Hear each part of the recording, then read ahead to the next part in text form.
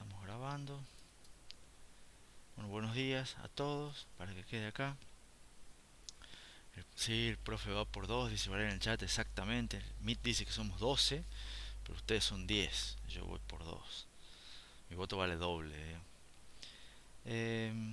Bueno, arrancamos como siempre, repasando lo que vimos la clase pasada. Espero que se acuerden algo. Si tienen dudas ya saben que les pueden preguntar ahora, les pueden preguntar por Discord, como hizo Jean Paolo. ¿Y qué es lo que vimos en la clase pasada? Empezamos repasando la jerarquía de memoria, que es una idea muy importante en todo lo que es arquitectura de computadoras, y que la idea de toda la jerarquía es, o el objetivo de la jerarquía, es brindar a los usuarios, a los programas, la ilusión de que la memoria principal es una memoria rápida, una memoria grande y una memoria barata, siempre en el costo por bit, que son tres características que son deseables de la memoria, pero que no existe ninguna memoria real, física, que cumpla con esas tres características. O sea, porque las memorias rápidas son caras, entonces por ende no son grandes, son pequeñas, y las memorias que son grandes y son baratas no son rápidas. Entonces, en general no hay ninguna que cumpla con las tres características, entonces la solución propuesta es usar una jerarquía, una pirámide, con varias memorias de distintos tipos que cuando trabajen en conjunto brinden esa ilusión de que la memoria es rápida, grande y barata. ¿Y cómo lo logran? Haciendo que en general siempre el procesador, el que tenga que trabajar con la memoria directamente, siempre trate de acceder la mayor cantidad de las veces, o digamos, no siempre, pero la mayor cantidad de accesos sea a las memorias rápidas. Y que haya todo un mecanismo por detrás, transparente, o sea que no sea automático, que se encargue de llevar siempre los datos a la memoria rápida desde las otras memorias para que la mayor cantidad de veces que pidamos los datos, que el procesador pida datos, siempre le responda a la memoria más rápida. Entonces, ¿cómo funciona la jerarquía? Gracias al principio de localidad de referencia, que, como siempre voy a insistir, tiene dos aspectos, un aspecto temporal y un aspecto espacial.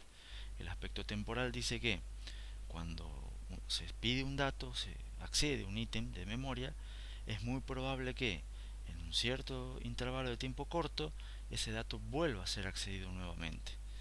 Y el principio de localidad espacial dice que cuando uno accede a un dato, es muy probable que en un intervalo corto de tiempo se acceda a un dato cercano al dato accedido. ¿Qué más vimos?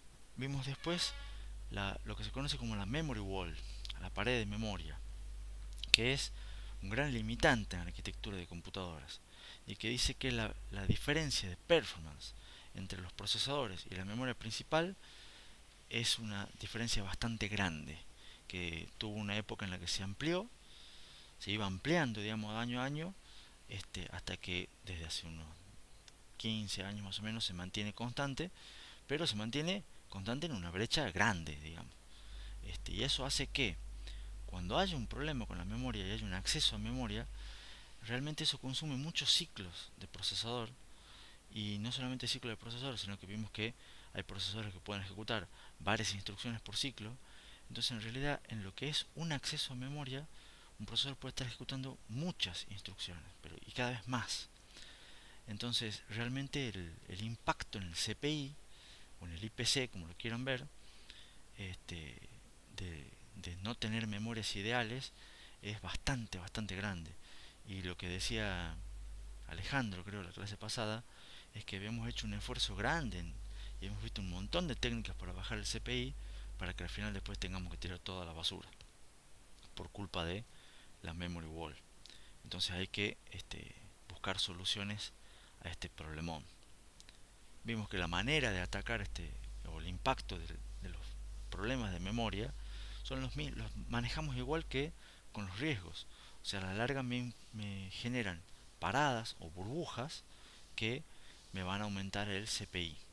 Entonces, lo que antes teníamos un CPI ideal y le sumábamos paradas por los riesgos, Ahora, además de las paradas por los riesgos, hay que sumarle las paradas por fallos en memoria, y que pueden ser fallos de memoria por instrucciones o fallos de memoria por accesos a datos. ¿Cómo solucionamos el problema de la memory wall? Con lo que se conocen como memorias cachés. Las memorias cachés son caras, consumen mucha energía, pero son imprescindibles. O sea, los procesadores de hoy en día, cualquier procesador de performance que intente ser una performance medianamente digna, tiene sí o sí varias memorias caché por dentro, porque si no, no funcionaría. Tendríamos que volver a lo que era el siglo XX, y para ustedes sería una computadora totalmente inusable, básicamente. Para ustedes, para mí también, para todo el mundo, digamos. Entonces, no se concibe una computadora medianamente normal que no tenga varias memorias caché incluidas y funcione así. Si no, sería totalmente inusable hoy en día. Y después empezamos a meternos en cómo funciona esa jerarquía de memorias, y vimos que en general, para empezar a hablar de terminología, siempre las transferencias se hacen entre dos niveles adyacentes de la jerarquía, y siempre son de una unidad por lo menos mínima que se conoce como un bloque de memoria. Ese bloque de memoria, vamos a ver, o sea, un bloque de transferencia, llamémosle así, no bloque de memoria. Vamos a ver, y fueron varias dudas de qué tamaño tiene ese bloque. Vamos a trabajar bastante sobre eso, un parámetro crítico del diseño de la jerarquía, pero siempre entre dos niveles adyacentes de la jerarquía se va a transferir un bloque de datos. ¿Estamos? Eso es mínimo. Y después vimos otros términos que son qué es un acierto, qué es un fallo. Un acierto es cuando uno va a buscar un dato a un nivel de la jerarquía y el dato está en ese nivel, entonces se dice que hubo un acierto en ese nivel. Y cuando no está en ese nivel, se dice que ese nivel tuvo un fallo. Y lo que va a pasar, lo que vamos a tener que hacer es buscarlo en el nivel siguiente. Se verá después si en el nivel siguiente hay otro acierto, un acierto, o habrá otro fallo. Vimos que es el tiempo de acierto. El tiempo de acierto es el tiempo en el que tarda un nivel en devolver un dato cuando hubo un acierto, si es que tuvo un acierto en ese nivel. Entonces, el tiempo de acierto va a estar compuesto por dos factores: el acceso, tiempo de acceso normal de ese nivel, más la determinación de si fue un acierto o no. Después vimos también conceptos como la tasa de acierto y tasa de fallos. La tasa de acierto no es tan relevante. En realidad lo que vamos a ver que es mucho más relevante es la tasa de fallos. ¿Qué es la tasa de fallos? El porcentaje de veces que tuve fallos sobre el total de veces que accedí a un determinado nivel. Entonces, si yo tuve un nivel determinado, le pedí datos 100 veces y tuve fallos 3 de esas veces, entonces tengo una tasa de fallo del 3%. Eso es como para dar un ejemplo sencillo. Y vimos también el concepto de penalidad en caso de fallo, que es la miss penalty. ¿Qué es la miss penalty? Es cuánto hay que pagar por un fallo, o sea, cuánto es el tiempo en ciclos que debe pagar un determinado nivel cuando tiene un fallo, que básicamente consiste en traer un bloque del nivel inferior. Entonces, o del nivel siguiente, cuando se busca un dato, no está ese dato en un nivel, entonces tenemos un fallo. Lo que hay que hacer es traerlo del nivel inferior. Y ese movimiento de datos en general es lo que se conoce como la penalidad en caso de fallo de un determinado nivel. Y para cerrar el repaso, que aunque no es poco, la clave de la jerarquía es que en general la relación entre el tiempo de acierto y la penalidad en caso de fallos es que el tiempo de acierto es menor o bastante menor que la penalidad en caso de fallos. Entonces, así es como está estructurado, pensada la jerarquía, y se va a ubicar un nuevo nivel cuando realmente ese nivel me, me cumple, digamos, esa característica de que su tiempo de acierto sea bastante menor que la penalidad en caso de fallos. ¿Alguna pregunta con respecto a la clase pasada? Profe, Sí. el Miss Penalty también tenía en cuenta la determinación de si era un fallo, ¿no? En general no. Vos primero vas a determinar si es un fallo, si es un acierto. Lo que se va a determinar es si es un acierto. Y si no es un acierto, que por lo tanto es un fallo, después vas a ver mecanismos eh, para que, porque siempre dijimos que era inclusiva la jerarquía, o sea, siempre todos los niveles tienen los datos del nivel anterior, entonces va a haber que ir a buscar ese dato al nivel siguiente y traerlo. Ya cuando vayas a buscar un dato del nivel siguiente, ya vas a ver si tenés un acierto en el nivel siguiente. ¿Estamos? Entonces, ahí la determinación de si es un acierto es ya parte del tiempo de acierto del nivel siguiente. ¿Me explico? Pero no de la... Y después se verá, a la larga se sumará quizás, pero no es una parte crítica de la penalidad. Claro, pero se lo tiene en cuenta al acceso a los niveles de más Pero abajo, ya ¿verdad? verá, ya es una característica del nivel de más abajo. ¿Me entendés lo que Ah, digo? bien, O sea, ya después verás cómo haces para traerlo y cuánto demora. Pero el tiempo total es lo que ve un nivel, y eso va a ser su penalidad. No, claro, no, estas métricas son relativas a cada nivel directamente. exactamente, no va a influir si en su determinación de si es un acierto o un fallo. Eventualmente será influirá en la penalidad si los otros tuvieron un acierto o fallo, pero ya es una cuestión de los otros. ¿Estamos? Perfecto. Otra pregunta que va por ahí es que, a ver, el dato en memoria se iba guardando en la más abajo, donde era la memoria más lenta. Cuando yo consulto un dato, ese dato va como subiendo, ¿verdad? Va como subiendo, Eh, exactamente. Bien, se va copiando en cada memoria hasta llegar más arriba. Sí, señor. Eso. Sí, así exactamente. Habíamos dicho y lo repetí recién, en general, ojo, no es en todos los casos y no es en todas las jerarquías de memoria, porque de vuelta es un criterio de diseño. Pero lo más común es que las jerarquías sean inclusivas. ¿Qué quiere decir eso? Que el dato se va copiando y se va replicando en todos los niveles. Entonces, por supuesto que los niveles más superiores son niveles más chicos, almacenan menos información. Entonces, no es que todos van a tener siempre los mismos datos. Pero cuando un dato está en un nivel n, en general también está en todos los niveles inferiores a n, porque se copian. Digamos, el movimiento de datos que yo digo es en general una copia. Entonces eso implica que en el nivel inferior, el más inferior de todos, siempre tiene todos los datos, que usualmente es algún disco magnético, un disco SSD.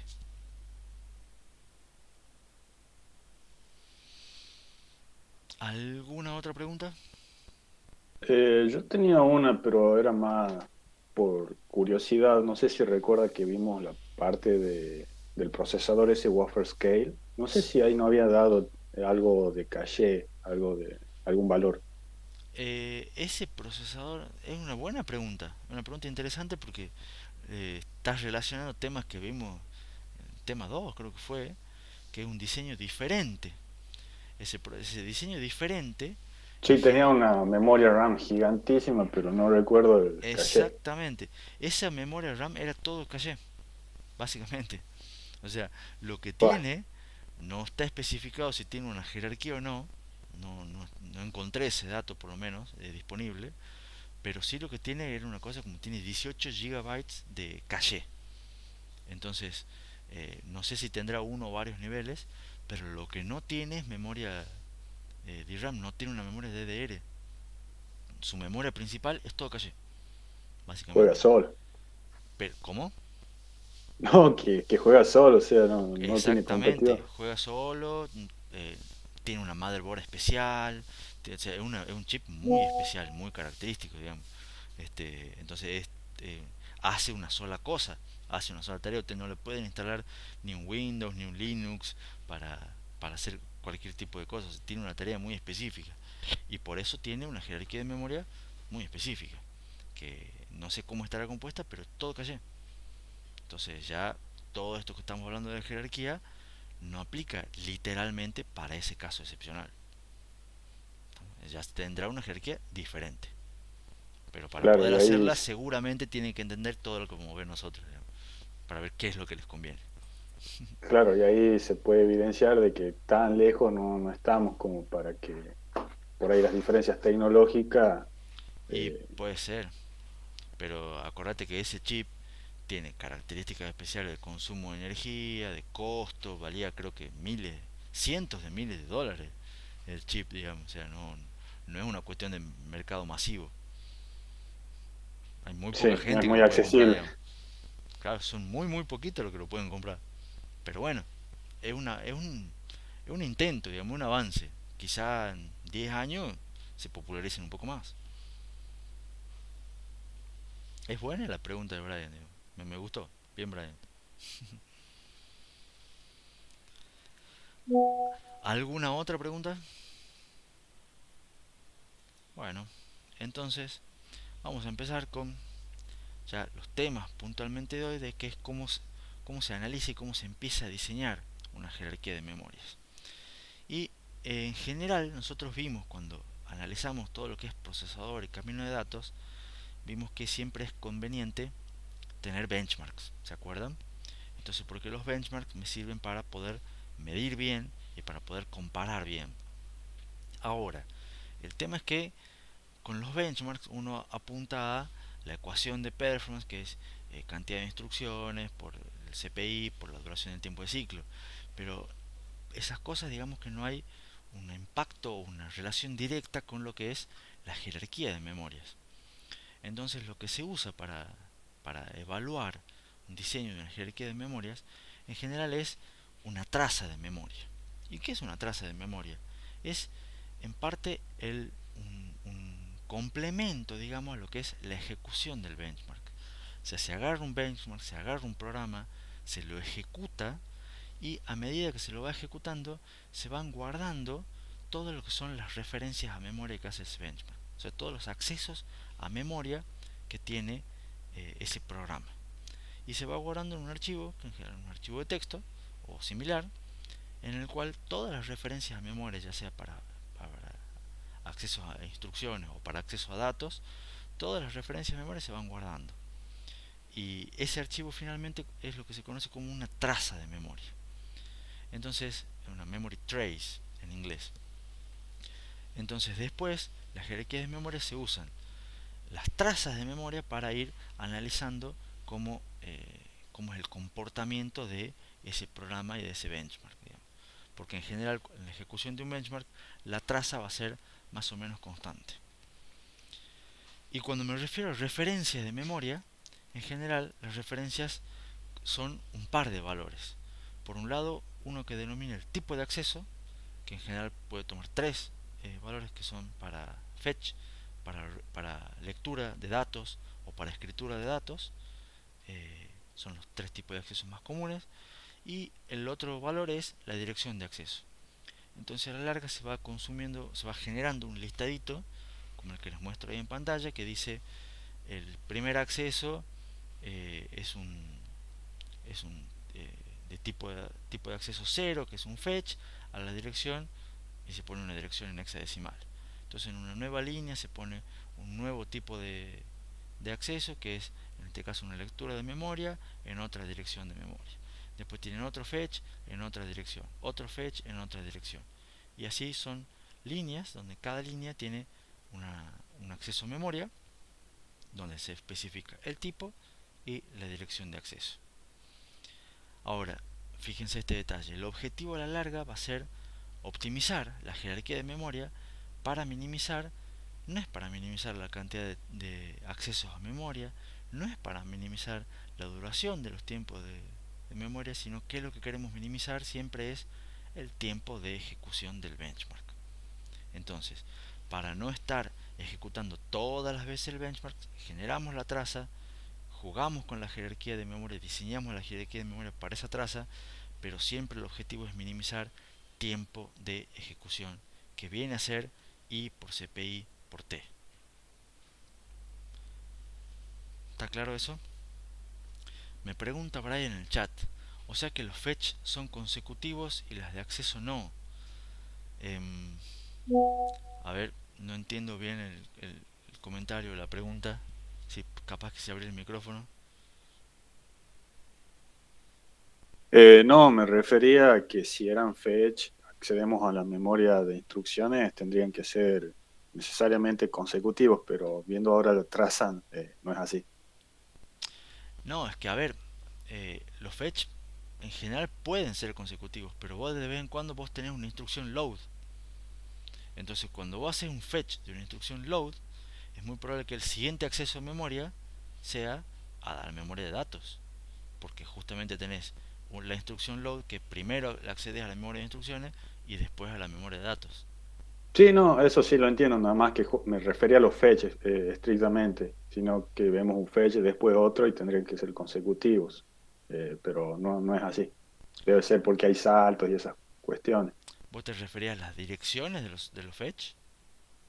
Claro, claro, Ah, y ah, sí, pueden ser consecutivos, puede haber lazos, eso depende, claro, puede haber saltos, eso depende del programa, digamos, depende de la mezcla de instrucciones del programa. perfecto. ¿Sí? Si no me equivoco, no me acuerdo bien, pero habría que ver el simulador Venus que ustedes hicieron, con el que ustedes trabajaron. Si alguno todavía quiere curiosear con él y no dejarlo en el abandono, este, una de las opciones que tiene además del editor y además del simulador, no sé si se acuerdan que tenía un par de pestañitas más, una de las opciones creo que les sirve para ir generando una traza de memoria. Entonces ustedes pueden eh, ejecutar un código que ustedes escriben en el editor, simularlo, y a medida que lo simulan les va generando la traza para ir viendo qué es lo que hace. Si alguno quiere probar durante el fin de semana y nos cuenta si todavía esa opción existe y si funciona bien, bienvenido sea. Si no, después en un laboratorio también van a tener que generar ustedes trazas a mano con el simulador y analizar un poco algunas trazas, digamos. Así que lo van a tener que hacer de algún modo u otro. ¿Preguntas con respecto a la traza? Profe, el número, creo que ya lo explicó, pero me perdí. El número que está atrás de la dirección de memoria, ¿qué significa? ¿Qué te refieres con atrás? O sea, si tienen cuatro columnas, primero el conteo y después tenés 0, 2, 0, 0, 0, es Bien, el tipo. ese es lo que figura acá, el tipo de acceso. Porque a la larga los pares de valores son lo que serían las columnas 2 y 3. Eso es lo importante. Claro, bien. La primera columna es solamente un indicador del número de línea para que ustedes se pierdan y vean que cada línea tiene un acceso diferente. Pero este es ficticio. Y la última columna también es ficticia porque lo único que aclara es, eh, nos ayuda a recordar que el 0 es un fetch, el 2 es un read. Pero realmente el par de valores es la columna 2 que tiene todos estos tipos de acceso y la columna 3 que tiene la dirección del acceso, que es lo que dice acá en la diapositiva. Esos son los pares de valores importantes. Bien, sí, gracias. No, por nada. Bueno, entonces, una vez que tenemos que dado un benchmark, generamos una traza y tenemos ese archivito de texto, ¿qué es cómo se diseña una jerarquía de memoria? Básicamente hay que responder 4 preguntas. Que esas 4 preguntas son en general para cualquier jerarquía de memoria, son preguntas que son totalmente genéricas y que vamos a tratar de ir respondiéndolas en todo el resto del tema. O sea, no vamos a empezar hoy con algunas, pero vamos a ir respondiéndolas durante esta clase, la clase que viene, la siguiente y un par más, digamos. Cuando veamos el tema siguiente, también vamos a seguir respondiendo las mismas preguntas, digamos. Que las preguntas consisten en, yo tengo que acceder a un dato. Ese dato es parte de un bloque. ¿Estamos? Porque dijimos que siempre los datos en la jerarquía de memoria se mueven a bloques. El bloque es la mínima unidad de transferencia. Entonces, cuando tengo que, inicialmente supongamos que no tengo ningún dato y tengo que traer un bloque, la pregunta que uno se tiene que hacer es, ¿a dónde lo pongo? O sea, ese bloque que yo accedí a una determinada dirección de memoria y que contiene un dato que yo estoy buscando, es ¿en qué lugar lo pongo? Vamos a ver que esa pregunta admite múltiples respuestas y según cómo se responde esa pregunta va a determinar cuestiones como cómo es la tasa de fallos, cómo es el tiempo de acierto, etcétera, etcétera, etcétera. Pero la pregunta es, ¿dónde pongo un bloque? Es una pregunta fundamental de diseño. Otra pregunta que creo que también la planteó un poco Gianpaolo la clase pasada, por lo menos la idea es, ¿cómo sé si un determinado bloque lo tengo en el nivel o no? O sea, ¿cómo sé si está en ese nivel? Básicamente es, ¿cómo sé si tengo un acierto? ¿Se entiende la pregunta? Es cómo hago para determinar si el bloque que yo estoy buscando está o no está en ese nivel. Esa es la segunda pregunta crítica de lo que es diseño de jerarquía de memoria. La tercera pregunta, también que se planteó un poco en la clase pasada, es las memorias, a medida que me voy acercando al procesador y voy subiendo los niveles de jerarquía, las memorias son cada vez más chicas. Entonces está claro que van a almacenar menos datos. Entonces no puedo tener todos los datos que yo quisiera. Entonces, como van a almacenar menos datos, en algún momento voy a tener que sacar datos. Porque si lo tengo lleno ya de algunas cosas y quiero poner datos nuevos, voy a tener que sacar datos viejos. ¿Se acuerdan que habíamos planteado un poco el caso hipotético? Y en ese caso, cuando tengo que sacar algún dato, ¿cuál saco? ¿Vamos? Se sacará por orden, se sacará por importancia, veremos cuál sacar, digamos. Y la última pregunta, después sé que hay una pregunta en el chat de Brian, ya la voy a responder, es básicamente una pregunta de cómo manejar las escrituras de datos. Porque vamos a ver que después, vamos a ver más adelante, las instrucciones store, las escrituras, son las más problemáticas. Las load son las fáciles, las store son las difíciles. Y vamos a tener que tener en cuenta varios aspectos de diseño en todo lo que es la jerarquía para manejar las instrucciones store. Entonces, me dice Brian por el chat que él no encuentra la diferencia entre la pregunta 1 y 2. Bueno, la pregunta 1 tiene que ver con, en general, imagínate que vos tenés una especie de biblioteca. Vamos a hacer así, una biblioteca con varios estantes. Entonces vos agarrás y te compras un libro nuevo, por decirlo así, que va en la biblioteca. Entonces la pregunta es, ¿dónde ubicas ese libro nuevo en tu biblioteca? ¿En qué estante lo pones? ¿Lo pones más a la izquierda, más a la derecha, más arriba, más abajo? ¿Los tenés ordenados por orden alfabético? ¿Los tenés ordenados por género? ¿Los tenés ordenados por autor? ¿Por orden alfabético del libro o por orden alfabético del autor? ¿Se entiende? Entonces va a la pregunta de cómo lo ubicas en la biblioteca. ¿Estamos? Y sí va a estar relacionada con la pregunta 2, porque la pregunta 2 te dice, bueno, ahora que vos tenés que saber si tenés un libro o no en tu biblioteca, entonces, ¿cómo haces para buscarlo?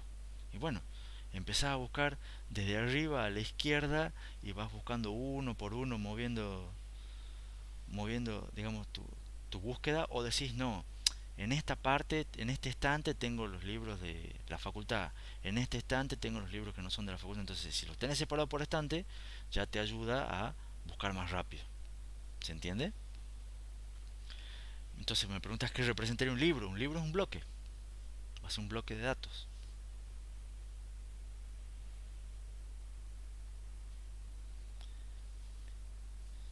Por nada, con esta especie de analogía que hice de libro y biblioteca, que puede servir un poco para ayudarlo, de todas maneras, la pregunta de Brian sí es interesante en el sentido de que hay diferencia entre las preguntas 1 y 2, pero están íntimamente relacionadas, porque el hecho de saber cómo guardo yo las cosas, cómo las ubico, me va a ayudar a después buscarlas más rápido. ¿Se entiende? Entonces, vamos a ver que hay distintas formas de acomodar las cosas para ubicarlas más rápido o menos rápido, y que van a tener implicancias con también con la tercera pregunta. Las preguntas van a estar relacionadas, pero el cómo guardo los datos, los bloques, va a tener una relación bastante íntima con cómo los busco después. Entonces esas dos preguntas sí están relacionadas. Y al punto tal están relacionadas que de algún modo yo tengo que, o sea, porque a la larga, ¿qué es lo que el procesador genera? ¿Qué es lo que generan ustedes con las instrucciones load? Direcciones de acceso a memoria. Entonces, la base, ¿y qué es lo que guardo yo en la traza? Direcciones de acceso a memoria. ¿Se entiende? Entonces, a la larga, de algún modo voy a tener que mapear esas direcciones de acceso a memoria en posiciones o la dirección de acceso a memoria me va a tener que servir para ubicar en qué estante pongo mi libro, cómo lo ordeno, si va antes o después del otro, todo ese tipo de cosas. Mi único dato real es la dirección de acceso. Entonces, de alguna manera tengo que, partiendo de la dirección de acceso a memoria, tratar de ver en qué estante la pongo, en qué orden la pongo dentro del estante. ¿Se entiende? ¿Se me durmieron? Sí, se entiende. No le voy ¿Se a, entiende? no le voy Sí, a entiendo. preguntar a Martina nomás porque dice que no quiere que le pregunte, entonces no le voy a preguntar a Martina, pero a ver. Sí se entiende. Bien, Martina, gracias. Vamos bien entonces hasta acá. Con eso les voy a mostrar, o les voy a empezar a mostrar, lo que es la primera organización de caché, que es la más simple, que es lo que se conoce como un caché de mapeo directo. ¿Qué es lo que es un caché de mapeo directo? Bueno, dice ahí es la forma más fácil de organización de caché, y la idea es que cada dirección de memoria se mapea a un único bloque de caché. Entonces ustedes van a tener un caché dividido en bloques, siempre está, imagínense la analogía con el estante que le acabo de hacer, y van a tener la memoria principal también dividida en bloques. ¿Estamos? Entonces, cada dirección de la memoria principal va a ir y va a corresponder, va a haber un mapeo, una función de mapeo, que va a decir, esta dirección va a tal lugar, esta otra dirección va a tal otro lugar, esta otra dirección va a tal otro lugar, esta otra dirección va al mismo lugar que el segundo, esta dirección va al mismo lugar que el primero. ¿Y se entiende más o menos la idea? Cada dirección se va a mapear, va a haber una función que dice, esta dirección va a tal bloque de caché, en un dibujito más o menos como el que están viendo en pantalla ahora ustedes. Fíjense que tenemos, por ejemplo acá, esto es la memoria, que la voy a dibujar como más grande. Esto es el caché, que lo voy a dibujar como más chiquitito. ¿Estamos? Yo voy a usar acá direcciones en binario, porque vamos a ver que es más fácil de verlo así. Y la idea es que cuando ustedes tengan, las direcciones van acá de la 00 hasta mucho más. Estos creo que son 32, estos creo que son 8. Entonces este es más grande que este. Y la idea es que acá, esta por ejemplo, va a ir a parar para acá. Esta otra, que es otra dirección de memoria, va a ir a parar a este otro bloque. Esta de acá también va a ir a parar acá. Esta de acá también va a ir a parar acá. Y va a haber alguna función que me convierta todas estas direcciones, me las mapee en direcciones de el caché que es más chiquito. ¿Se entiende la idea básica hasta ahora? ¿Cómo es la función de mapeo más simple? Utilizando los bits menos significativos de la dirección. Así de sencillo. Entonces, como sabemos que la dirección de memoria es un número binario que se expresa en bits, porque cuando hicimos el camino de datos, una dirección de memoria era un conjunto de 32 bits, ¿se acuerdan? Estaban definidas en el ISA y trabajamos en el camino de datos y todo lo demás. Lo más fácil que hay, la función de mapeo más simple que podemos trabajar es directamente manejando los bits menos significativos de la dirección. Y esos bits menos significativos de dirección los vamos a trabajar, como dice ahí en la diapositiva, como si fuera un índice. Entonces vamos a decir acá, tenemos 32 direcciones de memoria, necesitamos 5 bits para direccionarlas, entonces y acá tenemos 8. Entonces en el caché necesitamos 3 bits para direccionar las 8 posiciones.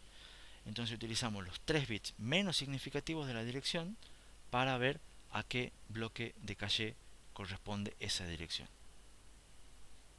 ¿Se entiende? Entonces ahí es como vemos que esta que termina en 001, esta dirección que termina en 001 va a parar al bloque que se identifica con el 001. Y la que termina en el 101, que es un 5, va a parar al bloque 101, que es el bloque 5 de caché. Pero en ese caso no sé si decir se superponen. Porque, por ejemplo, tenés el 00001 y después más abajo, por ejemplo, está la 11001, tienen los mismos 3 bits menos significativos. Exactamente. Lo que plantea Joaquín es que va a haber, fíjate que todas las grises, que todas las que están marcadas con gris, son las que terminan en 001 y tienen los 3 bits menos significativos iguales, entonces todas esas van a parar al mismo lugar. Y sí, es parte de la idea del mapeo directo. O sea, el mapeo directo es justamente que cada dirección se mapea a un solo lugar. Entonces, como vos tenés una memoria que tiene más direcciones porque es más grande y va a querer ponerlo en un lugar más chico, es lógico que va a haber muchas del lugar grande que van a ir a parar al mismo lugar chico.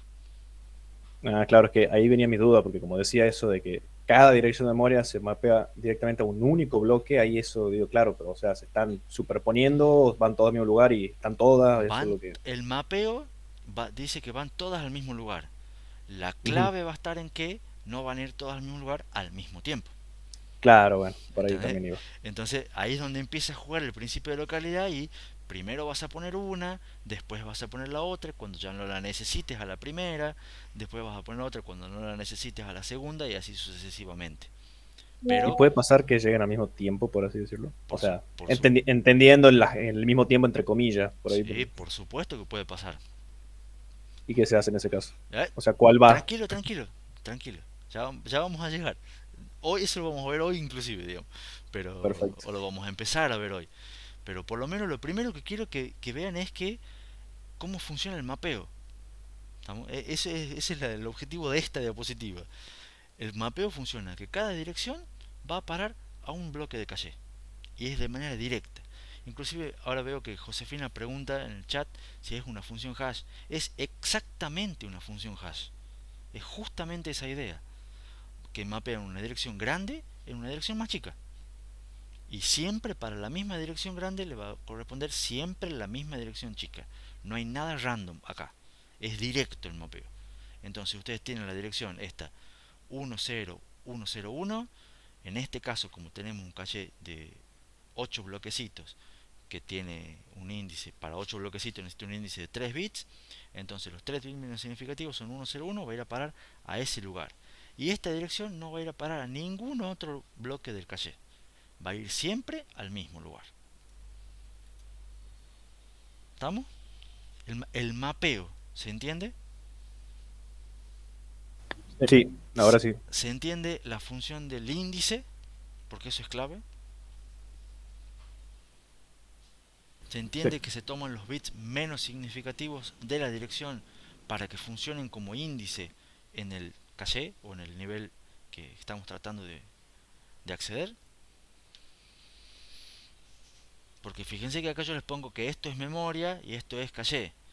Pero esto puede ser tranquilamente, este es el nivel 1 y este es el nivel 2. O este puede ser el nivel 4 y este el nivel 5. La idea es que siempre va a ser entre un nivel y el nivel que está más arriba.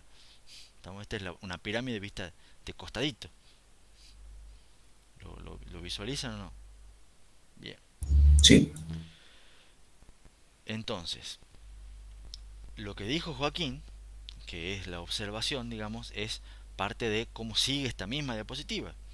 Eh, Obviamente, como tenemos más direcciones del lado izquierdo que bloques del lado derecho, porque en una cuestión de tamaño, va a haber varias que van a tener los 3 bits menos significativos iguales. Entonces, todas las grises que están acá van a ir a parar a este mismo lugar.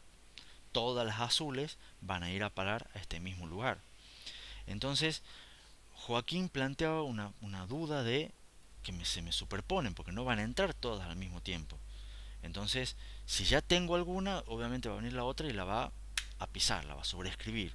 O de algún modo voy a tener que sacar la que estaba y poner una nueva. ¿Está claro?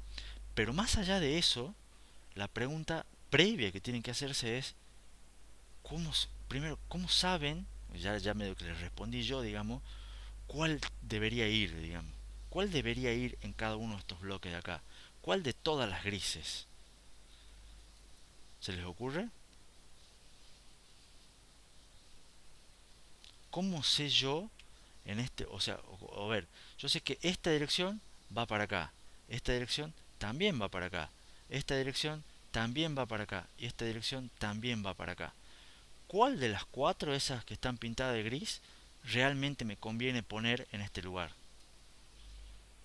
La L- respuesta, o La Brian, que se utilice más. bueno, fíjense O, que por ahí va, Brian dice la que se utilice primero, puede ser. Joaquín dice la que se utilice más. Entonces, la respuesta, por ahora, va a ser la que esté dada por el principio de localidad, la que yo necesite en ese momento. ¿Estamos? Puede ser la primera, puede ser la más usada, ya vamos a ver, digamos, pero siempre va a estar la que por el principio de localidad más me convenga que esté ahí. ¿Se entiende? Inicialmente, cuando uno prende la computadora, no va a haber ninguna. Está claro. Entonces, después, ¿cuál voy a traer? La primera. Eso, en ese caso, Brian va a tener razón. Pero después vamos a ver si dejamos la primera o dejamos la más utilizada o cuál dejamos. ¿Se entiende? Pero el que va a ir determinando cuál está va a ser un poco el principio de localidad. Pero ahora la otra pregunta es, supongamos que ya tengo utilizado, no es inicialmente, no acabo de prender el caché, ya llevo utilizándolo un buen tiempo, ya llevo ejecutando varias instrucciones. Yo tengo acá, ya sé que tengo acá un dato en el caché. ¿Cómo sé cuál de esos datos es? Yo sé que es una de las direcciones que va a parar a este bloque, pero ¿cómo hago para identificarla? ¿Cuál de estas cuatro es?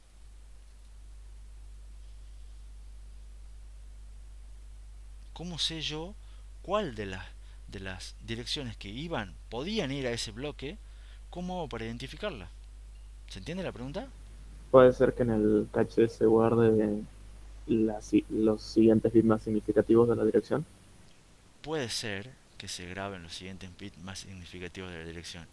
O Alejandro está muy despierto y es bastante inteligente, o está haciendo spoiler con la diapositiva siguiente.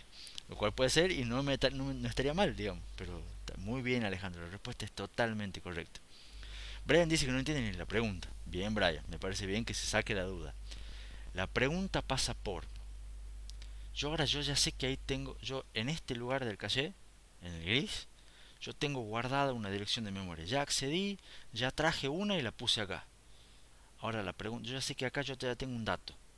Ahora, la pregunta es, ¿cuál de los cuatro datos de acá es el que puse acá? ¿Cómo sé yo, cómo identifico yo cuál de estos cuatro grises es el que guardé acá?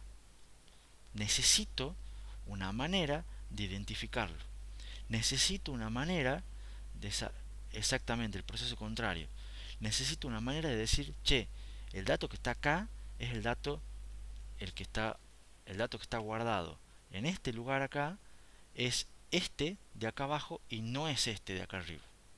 ¿Se entiende? Es este gris y no es este gris dentro de todos los grises.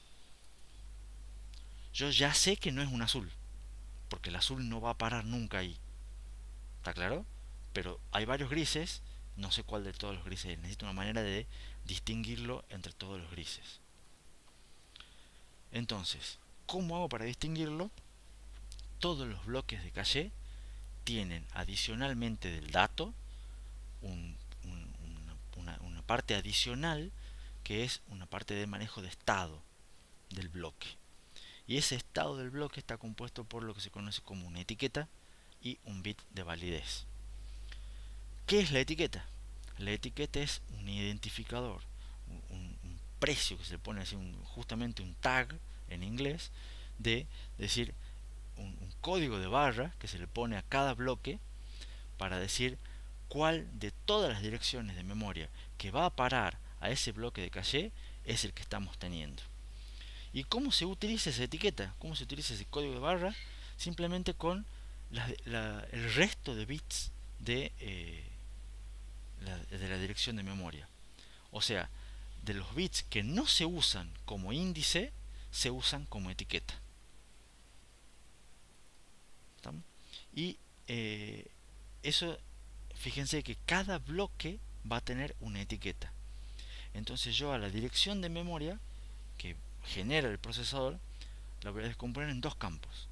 Por un lado el índice, que son los bits menos significativos, y todo el resto van a ser etiquetas que me van a servir para identificar cada bloque del caché. Es decir, acá en este lugar del caché, que lo identifico con el índice, tengo guardado tal dato que lo identifico con la etiqueta. ¿Estamos? Entonces supongamos, lo que acabo de decir yo dice, supongamos que tenemos direcciones de memoria de 32 bits y tenemos un caché de mapeo directo de 2 a la n bytes, no importa cuánto es n. Sabemos que los n bits menos significativos se usan para el índice y los bits restantes se usan como etiqueta. Cada bloque va a tener una etiqueta. Y a su vez, también puede ocurrir que en un bloque del caché no haya ningún dato. ¿Estamos? Porque resulta que no accedí a ninguna dirección de memoria cuyo mapeo fuera a parar a un bloque de caché. Entonces resulta que no hay nada, o al revés, cuando prendo la máquina y recién energizo el caché, no tiene ningún dato importante porque no accedí a ninguno. Entonces no hay datos, en ese bloque inicialmente no hay nada o todavía no le cargué ningún valor. Entonces, además de eso, de lo que es la etiqueta, necesito por lo menos un bit adicional que me diga si ese bloque de caché tiene algún dato válido o no. Y eso es lo que se conoce como el bit de validez. Entonces, el bit de validez y la etiqueta son partes del estado de un bloque de caché.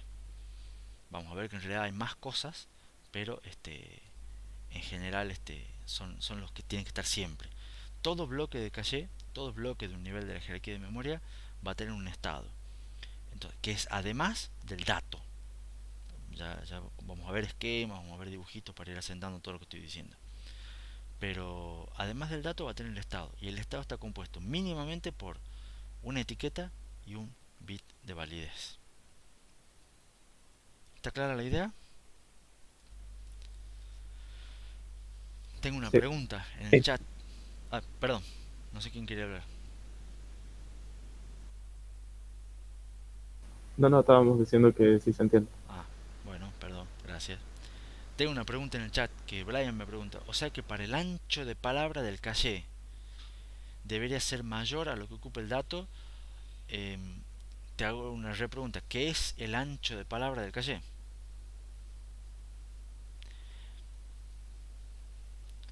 Pero más allá de todo, independientemente de lo que vos hayas querido poner con el ancho de palabra del caché, el tamaño de una fila, bueno, ya son conceptos más avanzados de lo que estamos viendo. Pero no, es vos lo que consideres como el ancho de palabra del caché o el tamaño de una fila es lo que es datos. Siempre es lo que es datos. Lo que vamos a ver, el tamaño del bloque siempre es una cuestión de datos. Yo les había dicho que el bloque tenía un tamaño, ese tamaño era una cuestión crítica. Todo eso va a ser lo que es datos. Además, adicionalmente, cada bloque va a tener su etiqueta y su bit de validez. Pero eso no es en general considerado como parte del tamaño, ni como parte del ancho. Es como una cuestión adicional, que por supuesto va a ocupar espacio, pero en general no se lo considera.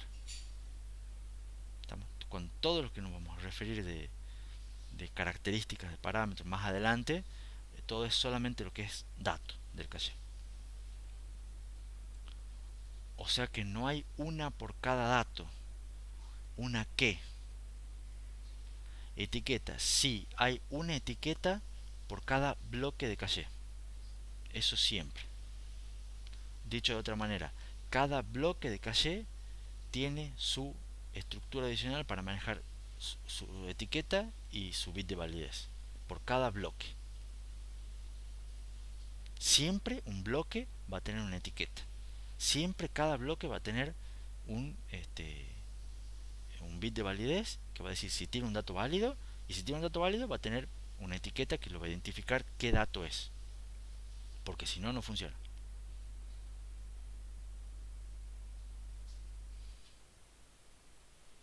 ¿Estamos bien hasta aquí? Sí.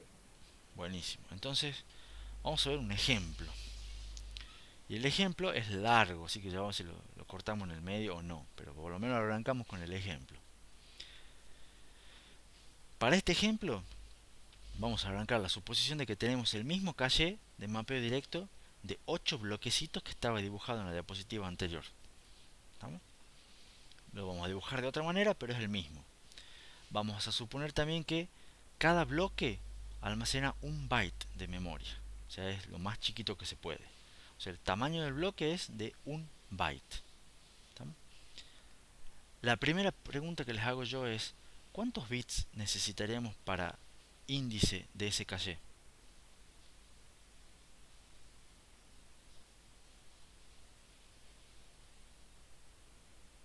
A ver si alguien se anima. Los menos significativos sería la pregunta. O sea, para saber a dónde va, digamos, dónde guarda. Claro, son los bits del índice, dijimos que eran los bits menos significativos de la dirección. ¿Y serían 3? ¿Por qué? Porque son 8 bloques. Exactamente. Brian también en el chat también dijo 3 porque son 8, pero lo hizo más con modo de pregunta. Pero exactamente como tenemos 8 bloques de mapeo directo, yo tengo que poder direccionar esos 8 bloques. Para la cantidad de bits que necesito para direccionar 8 bloques es el logaritmo base 2 de 8. Entonces, fíjense que en la diapositiva anterior tengo acá 2 a la n bytes, necesito n bits menos significativos. Entonces, si tengo 8 bloques, voy a necesitar 3 bits para el índice, que era el mismo dibujito que teníamos antes, ¿se acuerdan? Inicialmente vamos a suponer que el caché tiene todos sus bloques vacíos, entonces el bit de validez de cada bloque va a estar inactivo, va a estar en 0. ¿Estamos? Entonces más o menos vamos a tener una estructura, una tablita, yo lo voy a dibujar como tabla, como la que ustedes están viendo ahí en la pantalla, en la cual esta columna, la última columna de la derecha, la cuarta, son los datos del caché, donde cada renglón va a ser de un byte. ¿Estamos? Cada renglón de estos va a representar un bloque. ¿Estamos? Y acá tengo 8 renglones, entonces van a ser los 8 bloques del caché. Cada bloque va a tener su etiqueta adicional y su bit de validez. Estos son el bit de validez con la B corta. La etiqueta acá son las columnas 2 y 3 exactamente, y el bit de validez acá está puesto como un n que no está activo, puede ser un 0, etc. Y después el índice, que es la primera columna, yo lo pongo acá como columna, como parte de la tabla para que sea una cuestión de identificación, pero en realidad esto no es una columna, o sea, esto es simplemente cómo se lo accede. Entonces, al primer elemento, el primer bloque va a ser el 000, el segundo el 001, y yo voy a obtener los bits de la dirección, y con esos bits de la dirección, con los menos significativos, voy a saber a cuál renglón va. Esto es a modo de ayuda numérica para nosotros, los seres humanos, y lo veamos mejor. Pero en realidad lo que está en el caché son los datos, es lo más importante, y la estructura adicional de bit de validez y tag, que es una por cada bloque. ¿Está claro el dibujito hasta acá? Sí. Entonces la idea que vamos a trabajar para este ejemplo de 8 diapositivas es que vamos a acceder a 8 direcciones de memoria, que son esas 8 que están ahí. A ver, son 8, 1, 2, 3, 4, 5, 6, 7, 8 exactamente. Que son la dirección de memoria en decimal 22, 26, 22, 26, 16, 3, 16 y 18. Y van a ser todas lecturas, porque ya les hice un pequeño adelanto yo de que las escrituras son más difíciles. Entonces imagínense que acá tenemos un load a 22, un load a 26, otro load a 22, etcétera, etcétera, etcétera. Tenemos 8 loads seguidos que acceden a esas direcciones de memoria. ¿Está claro? Entonces, ¿cómo trabajaríamos acá? Bueno, lo primero que hay que hacer es, vamos con el primer acceso. El primer acceso dijimos que es la dirección de memoria 22. Entonces, lo primero que tenemos que hacer es determinar si es un acierto o un fallo. ¿Alguna intuición? Un fallo, ¿Por qué? porque el caché está vacío. Exactamente. Según Alejandro dice, intuitivamente va a ser un fallo, porque lo acabo de encender, el caché no tiene ningún dato, entonces el dato que voy a buscar, lo más probable es que no esté. De hecho, es seguro que no va a estar porque está vacío. Entonces, sabemos que ese primer acceso va a ser un fallo. Pero en realidad, a modo de circuitalmente, ¿cómo va a ser la determinación si eso es un acierto o un fallo? Lo primero que hay que hacer es, a esa dirección de memoria que está en decimal, la pasemos a binario, para ver realmente qué número corresponde. El 22 en binario, esto es un ejercicio que ustedes van a tener que hacer. Por eso lo hacemos un poco en teoría. Pasamos el 22 a binario, se corresponde con esto que está acá, 1, 0, 1, 1, 0. Entonces, una vez que tenemos el 22 de binario a decimal, lo que hay que hacer es, a toda la dirección de memoria, la descomponemos en los campos que habíamos dicho, etiqueta e índice.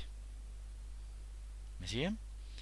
Para, de esa manera, al obtener, lo que queremos hacer en realidad es obtener el índice.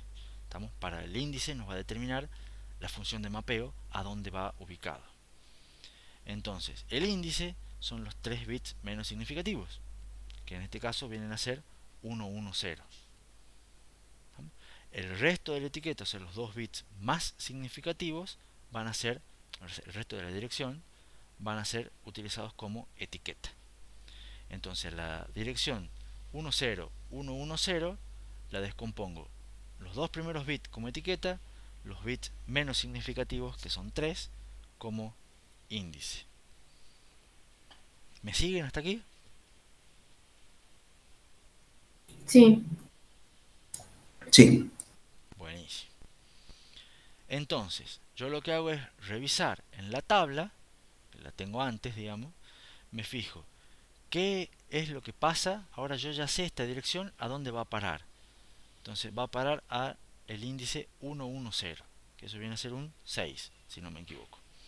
Entonces me fijo en el renglón 6 de la tabla cómo está el bit de validez. El bit de validez me dice que no está activo. Entonces yo ya sé que, como el bit de validez no está activo, entonces yo ya sé que tengo un fallo. Pues ya sé que no tengo ningún dato en ese lugar. ¿Estamos? Entonces, ¿qué hago cuando ya determiné que es un fallo? Solamente con el índice, revisando el bit de validez. Ahora, como sé que tengo un fallo, lo que tengo que hacer es traer el contenido, traer el dato del nivel inferior de la jerarquía. ¿Estamos? Lo traigo mágicamente, por el momento ahora es mágico, lo ubico en el lugar correspondiente. Fíjense que acá en el lugar de datos grabo el contenido de memoria de la posición 22, ¿estamos? Que es esta dirección. Entonces grabo el dato en la parte de datos, actualizo la etiqueta, antes de eso, lo grabo en este lugar, porque es el 110, que es el que se corresponde con el índice. No lo grabo en cualquier otro lugar, no lo grabo en el primero. Como el índice me indica que va acá, lo grabo en este lugar al dato. Actualizo esta etiqueta con el valor correspondiente de la dirección los 2 bits más significativos de la dirección, los guardo acá y actualizo el bit de validez. Entonces, después de que se traiga el contenido de memoria, el caché va a quedar de esta manera. ¿Se entiende? ¿Me siguen hasta acá? Sí. ¿Todos bien? Entonces, hagamos uno más y después hacemos el recreo. El segundo acceso es a la dirección de memoria 26. Y ahora va la pregunta: ¿es un acierto o un fallo? ¿Alguien tiene una intuición?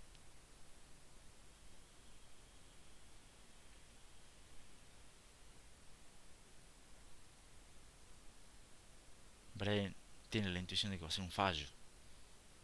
¿Por qué, Brian?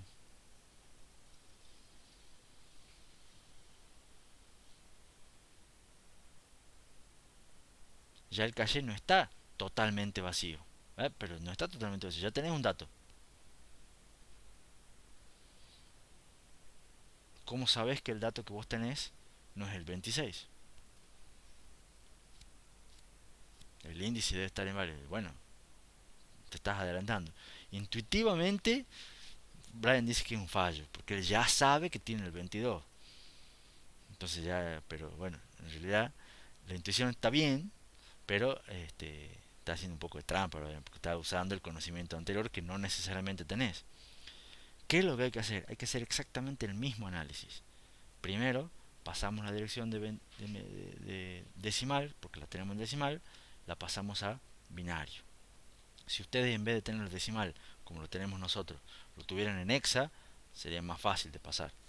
O si lo tuvieran en binario, sería más difícil de entender, pero sería más fácil de convertir. Yo lo manejo en decimal porque suele ser más cómodo para los seres humanos. Entonces, cuando lo convertimos a binario, primer paso. Lo segundo, ¿qué es lo que tenemos que hacer? Una vez que tenemos el dato ya, la dirección en binario. De vuelta, separar la dirección en los campos de índice y etiqueta para saber dónde se ubica. Entonces los 3 bits menos significativos, en este caso son 010, y los 2 bits más significativos son etiqueta 11. Entonces yo ya sé a qué bloque va a parar. Va a parar al bloque 2. Entonces me fijo con qué es lo que hay en ese bloque 2, y en el bloque 2 no tengo nada. El bit de validez está inactivo. Entonces este acceso vuelve a ser un fallo. ¿Y qué es lo que tengo que hacer? Exactamente lo mismo que hice en el caso anterior. Traer el contenido de realmente lo que es la dirección, el contenido de la dirección de memoria 26, guardarlo. ¿Dónde lo guardo? En este lugar. ¿Por qué? Porque el índice, los 3 bits menos significativos, es la posición 2, o sea, la 010. Lo guardo en este lugar, no lo guardo en ningún otro lugar. Guardo la etiqueta, que se corresponde con los bits más significativos de la dirección, y actualizo el bit de validez. Y de esa manera me queda el caché después de 2 accesos con esa conformación. ¿Preguntas hasta aquí? No. ¿Se entiende bien? Sí, por ahora sí. ¿Quieren que hagamos un recreo? Sí, también. Sí. Buenísimo, buenísimo. Son las 9:11, vamos hasta las 9:20. Estamos 9 minutitos. Ya sabemos que acá no tienen que bajar escalera, es más breve. Entonces descansemos hasta las 9:20 y ahí seguimos viendo el ejemplo de caché. ¿Estamos? Perfecto. Listo, nos vemos en un ratito.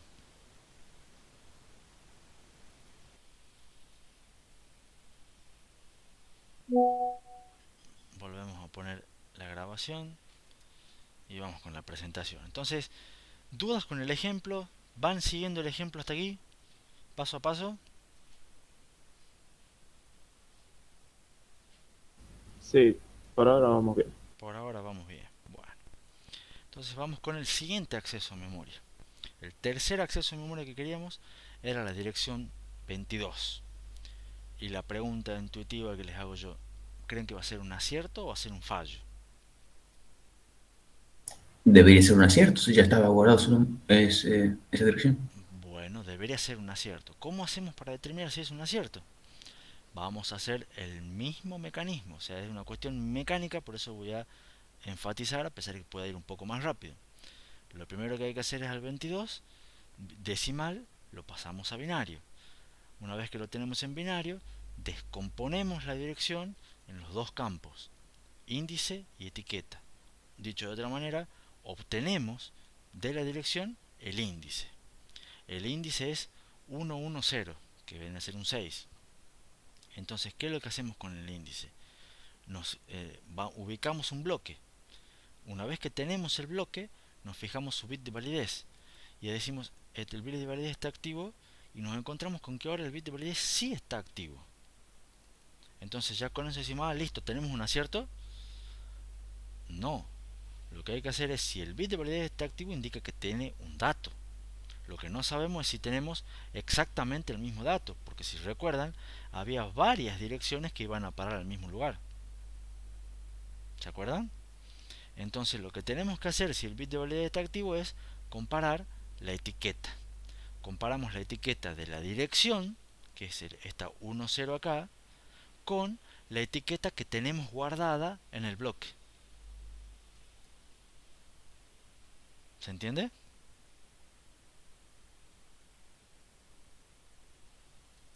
Entonces, como las etiquetas, como el bit de validez está activo y las etiquetas, si ustedes si se fijan en el dibujito del anterior, lo que teníamos guardado en el bloque 6 era la etiqueta 10.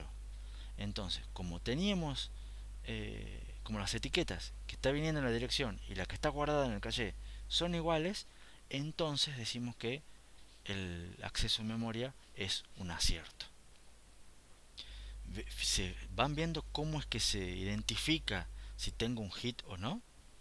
Eso lo estamos haciendo en palabras por ahora, pero el mecanismo es el que vamos haciendo para determinar si tenemos un acierto o no. Como tenemos un acierto, entonces ¿qué es lo que pasa? Directamente ya tenemos el dato acá, entonces le pasamos el dato al procesador, no hay que traer nada de ningún nivel inferior y el contenido del caché se mantiene exactamente igual como estaba.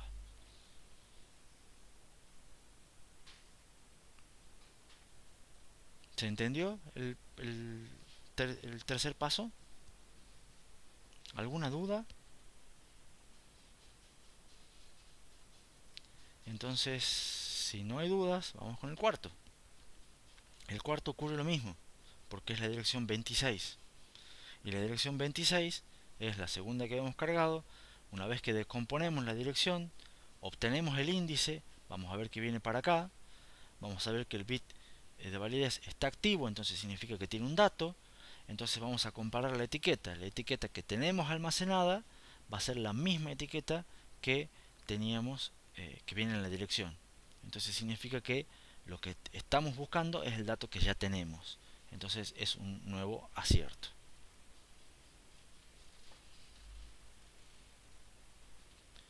Como parece que entienden, porque nadie dice nada, vamos a...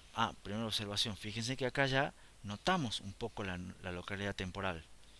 Ya habíamos accedido a los dos primeros, que era un fallo porque estaba vacío, pero después ya tuvimos un par de aciertos. Entonces ya el hecho de tener ya datos guardados en el caché ya empieza a funcionar la localidad temporal. Pero entonces, el bit de validez sirve al comienzo cuando estás recién llenando el caché. Y pues, Y puede ser que después de, fíjate acá, nosotros en este ejemplo hasta ahora con 4 accesos llenamos solamente 2 posiciones, 2 bloques del caché. ¿Estamos? ujú. ¿Qué sé yo? Después capaz que de 100 accesos más, capaz que igual te queden un par de bloques vacíos, capaz que no llenes todos. Porque resulta que como cada dirección se mapea a un único lugar, capaz que resulta que acá el 3 no te tocó ninguna dirección que va acá y ya llevas ejecutando un montón de tiempo la máquina y acá no hay nada. Puede pasar. No es no sería lo más común, pero puede pasar. ¿Se entiende? Entonces no es solamente cuando arranca la máquina. Ya vamos a ver inclusive que hay un montón de otros casos en los cuales el bit de validez es más útil. Pero el bit de validez te indica si en ese bloque tenés un dato o no. Por ahora nosotros lo estamos viendo que sirve cuando arranca la máquina. Está bien, pero después vamos a ver que tiene más usos y hay gente que te puede modificar el bit de validez también. Ah, bien. Es importante tenerlo y es importante su uso, pero vamos a ver que se modifica de varias maneras, digamos. Por ahora es la que vos decís. Sigamos con el quinto acceso. Tenemos acá una dirección de memoria 16. ¿Qué creen que va a ser? ¿Un acceso, un acierto o un fallo?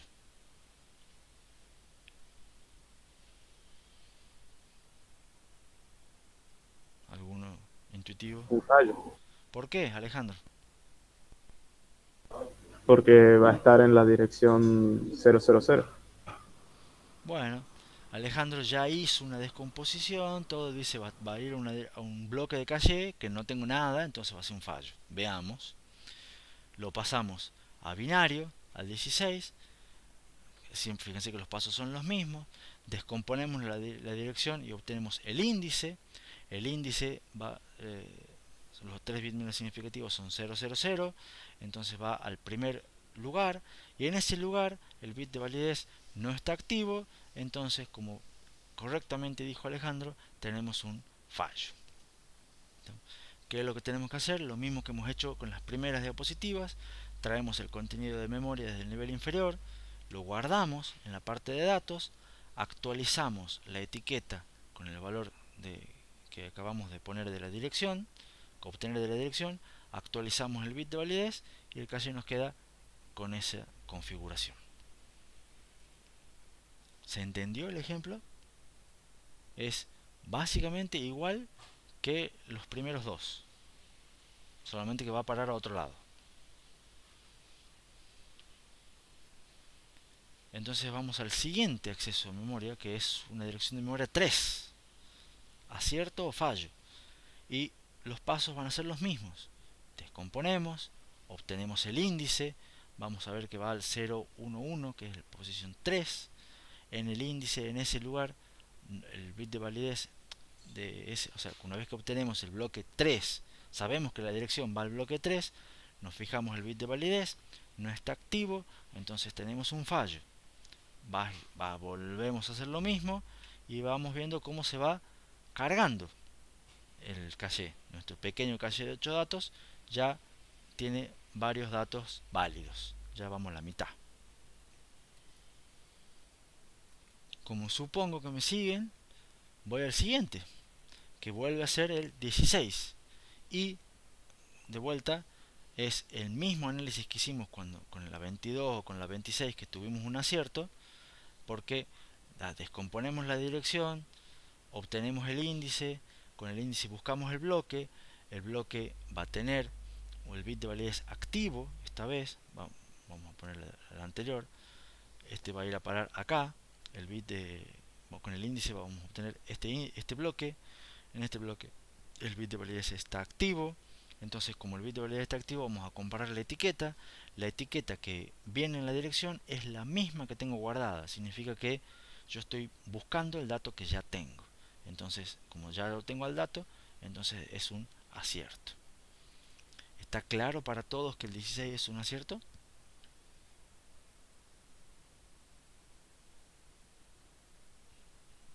Sí. Sí, profe. Buenísimo. Ay, Brian me pone una reacción. Me emociona, Brian, gracias. Vamos al último. Es un 18. ¿Qué hacemos con este 18? Lo descomponemos, lo pasamos a binario, descomponemos en etiqueta e índice para obtener el índice. El índice va a parar al 010. Y acá, o sea, va a parar al lugar 2. Y en el 010 fíjense que ya tenemos un dato. ¿Lo ven? Entonces acá cuando vamos a ver el bit de validez está activo y comparamos la etiqueta, pero la etiqueta de esta dirección es la etiqueta un 10 o un 2 en binario, en decimal, y lo que tenemos en el 010 teníamos un 3 en decimal, tenemos la 11. ¿Lo ven? Entonces en este caso obtenemos el bloque, vamos a ver el bit de validez está activo, pero las etiquetas no son iguales. ¿Estamos? Entonces, como no son iguales, tenemos un fallo, porque tenemos un dato en el bloque, pero no es el dato que nosotros queremos. ¿Se entiende? Y eso es un fallo también. Es un fallo que, si ustedes se ponen a pensar, es un fallo que es levemente distinto del anterior, porque en los anteriores directamente teníamos el bit de validez inválido. Entonces, como sabíamos que el bloque no tenía un bit de validez activo, entonces el bloque no tenía nada, listo, un fallo. Pero ahora sí tiene dato, pero ese dato no es el que queremos nosotros, no es el que estamos buscando, no es el que queremos leer. Entonces tenemos un fallo. ¿qué es lo que hay que hacer? Y bueno, porque en ese bloque teníamos un dato, teníamos el contenido de memoria 26. ¿Estamos? Entonces ese 26 lamentablemente lo vamos a tener que tirar a la basura. ¿Por qué? Porque tenemos que poner el dato de acá, el 18. Y el 18 va a parar al mismo lugar. Entonces lo que estaba, chao, lo descartamos. Lo tiramos, básicamente. Traemos el nuevo contenido, lo guardamos en el lugar que corresponde, en el bloque que corresponde, y actualizamos la etiqueta y actualizamos el bit de validez que estaba válido. Bueno, lo dejamos que siga estando válido porque ahora va a seguir teniendo un dato, pero va a ser un dato distinto. ¿Está? ¿Se entendió este caso? Brian me dice, es como que va pasando por etapas la validación. Sí, lo puedes ver así. O sea, se compara dos cosas. Por un lado, que haya datos válidos, que haya algo, y que el dato que exista sea el que buscamos nosotros. Por eso son necesarias las dos cosas, el bit de validez y la etiqueta. Con una sola no nos alcanzaría. Claro. Profe, entonces, al sobreescribirse, ¿tendremos que considerar algún tiempo de En ese general, proceso o en no? general no. Lo que Bien, sucede acá mágico, como traemos el nuevo contenido desde el nivel inferior de la jerarquía, que por ahora, como les dije recién, es una cuestión que sucede mágicamente. Ahí está contemplado todos los tiempos, todas las cosas. Por ahora no estamos considerando tiempos, estamos viendo cómo perfecto. funciona. ¿Estamos? Y ahí ustedes me podrían decir, pero ¿por qué descartamos la dirección de memoria 26?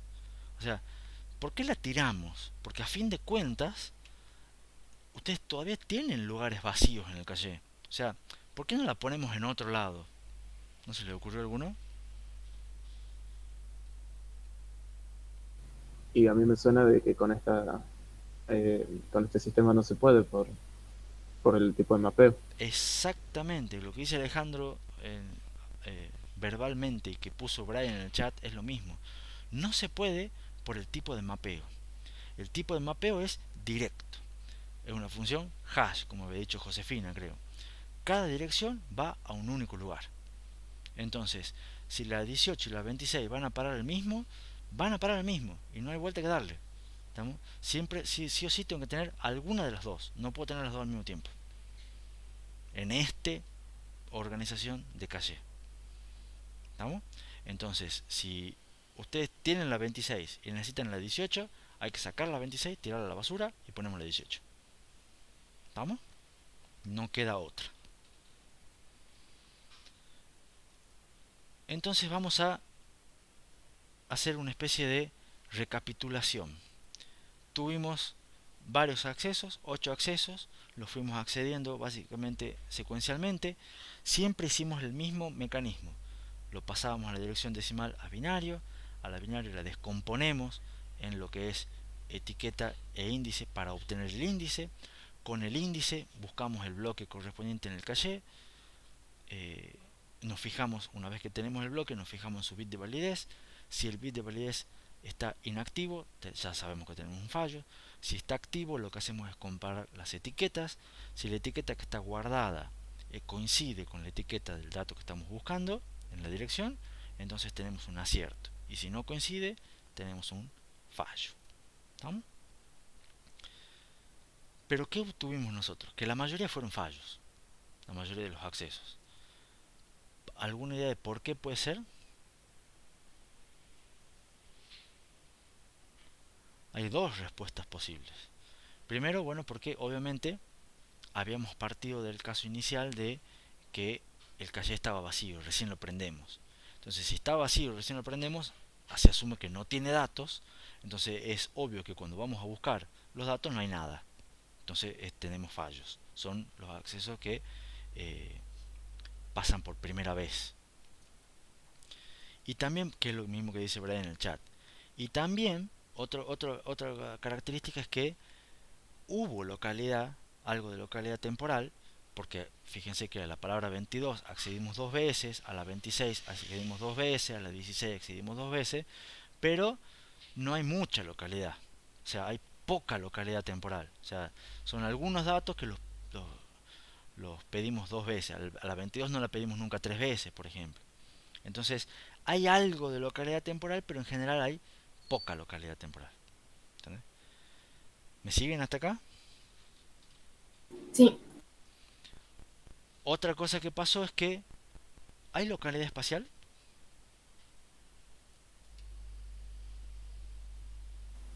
Mm, no mucho realmente. En realidad, a ver, ¿por qué decís que no mucho? Porque el 22 y el 26 están relativamente cerca, pero no son consecutivos. Y además no está el 23, ni el 24. Claro, por eso. ¿Estamos? Entonces, y además no estamos haciendo nada con lo que es los vecinos. O sea, cuando necesitábamos un dato, necesitábamos el 22, fuimos y trajimos y pusimos el 22. ¿Estamos? Cuando necesitábamos el 16, fuimos, buscamos y mágicamente cargamos solamente el 16. Entonces, en realidad es que no estamos haciendo nada con los vecinos. ¿Estamos? Entonces, no estamos ni siquiera atacando la localidad espacial. Estamos manejando solamente la temporal y hasta ahí nomás. ¿Estamos? Por una cuestión de cómo fue la secuencia. Después otra cosa que observamos del ejemplo es que para poner la palabra 18 tuvimos que sacar la 26. Y eso es un problema. ¿Por qué? Porque en realidad la 26 ya la buscamos una vez. Ya la trajimos al calle. Entonces decimos, bueno, listo, ya está. Ya cuando la vuelva a acceder, porque después resulta que después de la 18 yo necesito la 26 de vuelta, supongan. Entonces decir, no, como ya la accedí hace poquito, seguramente la debo tener. Pero cuando la van a buscar, no va a estar. ¿Por qué? Porque la 18 la sacó. Cuando accedieron a la 18 en el medio, sacaron la 26. ¿Se entiende? Entonces la 26 debería estar en el calle porque ya la accedieron, quizá hace poco, pero resulta que la sacaron. Y eso es un pequeño problema que idealmente habría que solucionar, porque si la 26 yo la acabo de acceder, idealmente estaría bueno que esté en el calle por la localidad temporal. ¿Me siguen? Profe, eso puede darse también porque tenemos solamente 2 niveles de memoria. Eh, no, en general se va a dar cuando tengas dos o tengas más. Yo te lo Bien, estoy mostrando en dos porque es el comienzo, pero el problema va a ocurrir entre cualquiera de dos niveles. Tengas dos o tengas tres. El problema ocurre por justamente, como habíamos dicho recién, la función de mapeo. Hay varias direcciones que compiten por el mismo bloque. Entonces, mientras vos tengas la competencia esa entre varias direcciones de memoria, vas a tener que, va a haber una que va a sacar a la otra, y va a haber otra más que va a sacar a esa, y van a estar permanentemente peleando por ese mismo bloque de caché.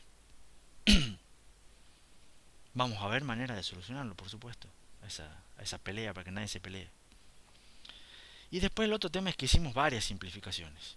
Hicimos simplificaciones de que el caché era chiquitito, que las direcciones eran chiquititas, etcétera, etcétera, que los tamaños del bloque era de un byte, un montón de cosas que vamos a ir complejizando de a poco.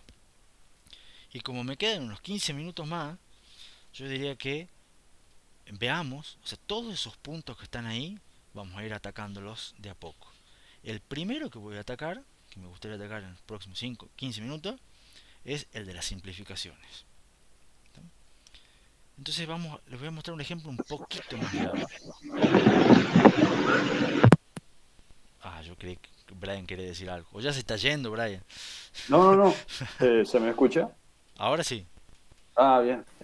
Quería preguntarle respecto a lo que había comentado en el chat, es si usted se refería a la localidad temporal, que era poca. Sí. Era respecto a una sola dirección, ¿verdad? Porque vimos que hay con respecto a varias, tenemos mucha localidad. En realidad no tenés mucha. Yo lo que digo es que cuando me refiero a la localidad temporal, yo me refiero a la localidad temporal en general es de todos los accesos. En general Claro. se habla de la localidad de una traza completa. ¿Me entendés? Esta traza presenta mucha localidad. Y lo que yo veo desde mi punto de vista, por lo menos, que un poco más de experiencia que el de ustedes, es que esa traza tiene poca localidad. Porque en general son Claro, muchos ¿cómo la accesos. estudia? porque son muchos accesos diferentes, a direcciones diferentes, y se repiten muy pocos. O sea, se repite solamente uno el 22, se repite una vez el 26, se repite una vez el 16. Tengo solamente 3 cosas que se repiten de 8 accesos. Claro, usted lo analiza individualmente. A eso Claro, es lo que... si Bien, lo querés ver así, sí. Para mí eso es poca localidad. Más localidad hubiera sido 22, 26, 22, 26, 22, 26, 22, 26. Por ejemplo. claro, Ahí yo te digo, che, ahí estoy repitiendo un montón. Estos accesos tienen mucha más localidad temporal que la otra. perfecto. ¿Se entiende? Sí, Y por supuesto, acá estamos teniendo una secuencia de 8 accesos. En general, con 8 accesos, una traza de 8 accesos va a tener poca localidad.